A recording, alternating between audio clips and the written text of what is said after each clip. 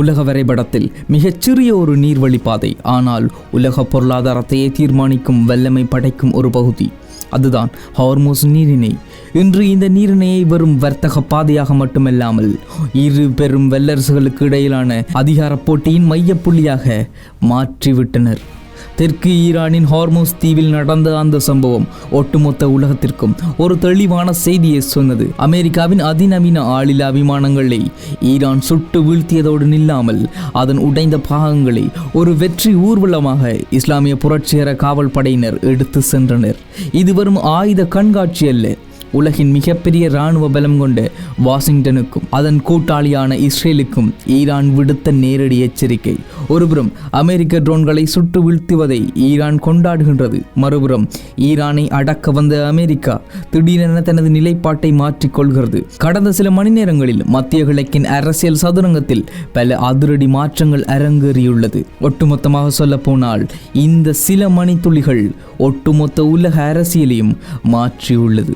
ஈரானின் இந்த அதீத தைரியத்திற்கு பின்னால் இருப்பது அவர்களின் அசைக்க முடியாத இராணுவ நம்பிக்கை. ஈரானிய புரட்சிகர காவல் படையின் செய்தி தொடர்பாளர் மிக தெளிவான வார்த்தைகளில் ஒரு கடுமையான எச்சரிக்கையை விடுத்துள்ளார். எங்கள் பொறுமையை சோதிக்காதீர்கள் என அவர் அமெரிக்காவிற்கும் இஸ்ரேலுக்கும் மிக தெளிவான எச்சரிக்கை ஒன்றை அறிவித்தார்.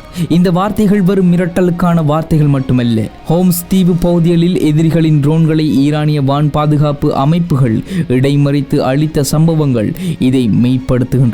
அங்கு பயங்கர சத்தங்கள் கேட்டாலும் எந்த பாதிப்பும் இல்லை என ஈரான் அமைதியாக கூறுகிறது. இதற்கெல்லாம் முன்பதாக இஸ்லாமிய புரட்சிகர காவல் படையின் கடற்படை ஒரு அதிரடி உத்தரவை பிறப்பித்தது. ஹார்மோஸ் ஜலசந்தியில் கடக்கும் அனைத்து வர்த்தக கப்பல்களும் ஈரானின் அங்கீகரிக்கப்பட்ட பாதுகாப்பான பாதையை மட்டுமே பயன்படுத்த வேண்டும். வேறு பாதையில் சென்றால் கடும் விளைவுகளை சந்திக்க நேரிடும்.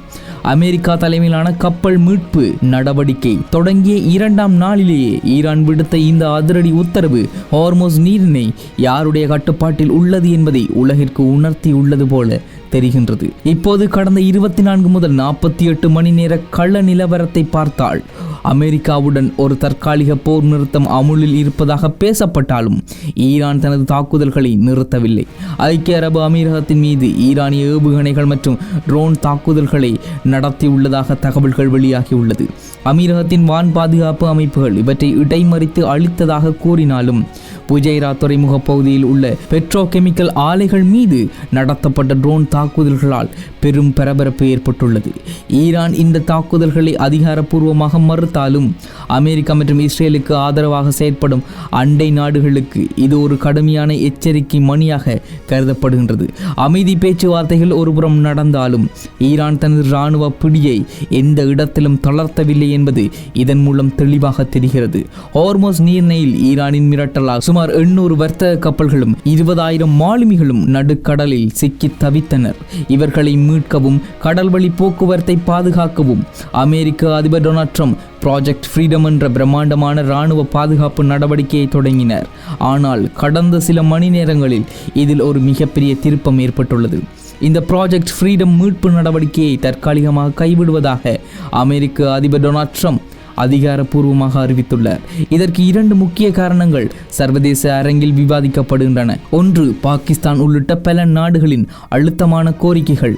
மற்றொன்று, ஈரானுடன் ஒரு நிரந்தர அமைதி ஒப்பந்தத்தை எட்டுவதற்கான திரைக்கு பின்னாலான பேச்சுவார்த்தைகளில் ஏற்பட்டுள்ள முன்னேற்றம். இதனை உறுதிப்படுத்தும் விதமாக ஈரானுக்கு எதிரான அமெரிக்காவின் முக்கிய இராணுவ நடவடிக்கையான ஆபரேஷன் எபிக் ஃபியூரி முடிவடைந்து விட்டதாக அமெரிக்கா வெளியுறவுத்துறை அமைச்சர் மார்க்கோ ரூபியோ அதிகாரப்பூர்வமாக அறிவித்துள்ளார்.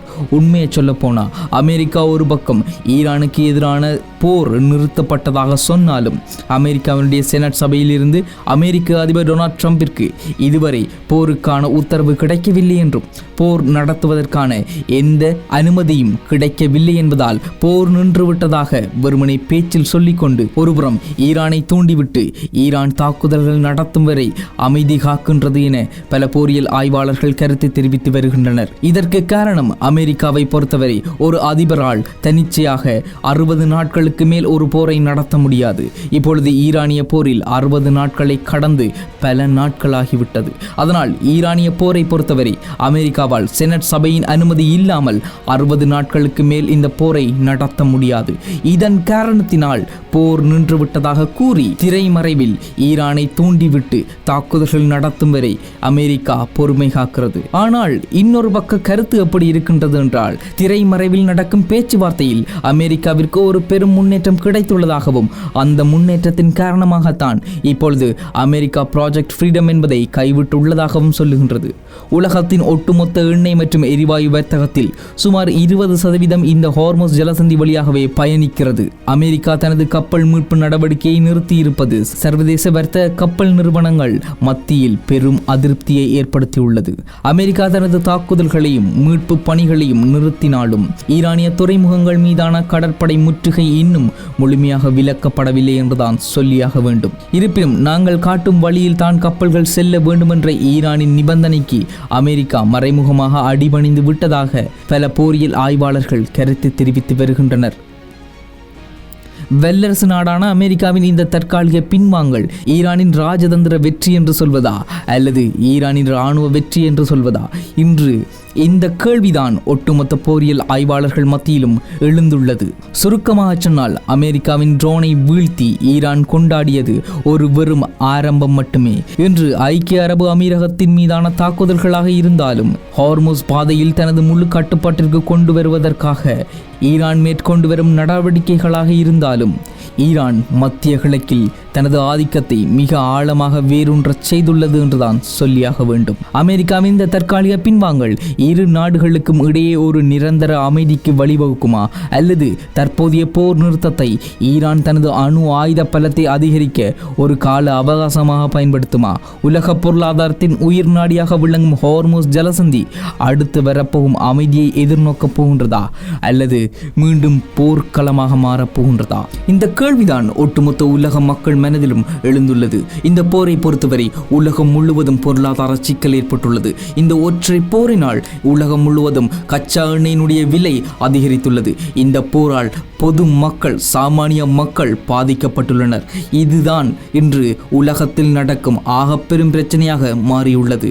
ஒட்டுமொத்த உலகத்தை பொறுத்தவரை இந்த போர் முடிய வேண்டும். இந்த போர் முடிவடைவதில் மட்டுமே ஒட்டுமொத்த உலக மக்களின் நன்மையும் அடங்கி இருக்கின்றது. இந்த போர் அடுத்த கட்டம் எப்படியான பரிமாணத்தை எடுத்தாலும், இந்த போரினுடைய அடுத்த கட்டம் எப்படி அமைந்தாலும், இந்த போர் உலகத்திற்கு தரப்போவது அழிவை மட்டுமே. இந்த போரால் ஏற்படும் அழிவுகளால் ஒட்டுமொத்த உலகம் முழுவதும் பாதிக்கப்பட போகின்றது. உலக நாடுகள் அனைத்தும் பாதிக்கப்பட்டு கொண்டிருக்கின்றது. அதனால் ஒட்டுமொத்த உலக மக்களின் கோரிக்கையாக இருக்க வேண்டியது இந்த போர் முடிவடைய வேண்டும். இந்த போரில் இருந்து அமெரிக்காவும் ஈரானும் பின்வாங்க வேண்டும். ஒரு ராஜதந்திர ரீதியாக இந்த போர் தீர்க்கப்பட வேண்டும். இதுவே ஒட்டுமொத்த உலக மக்களின் கருத்தாக மாற வேண்டும். இது IBC தமிழ்.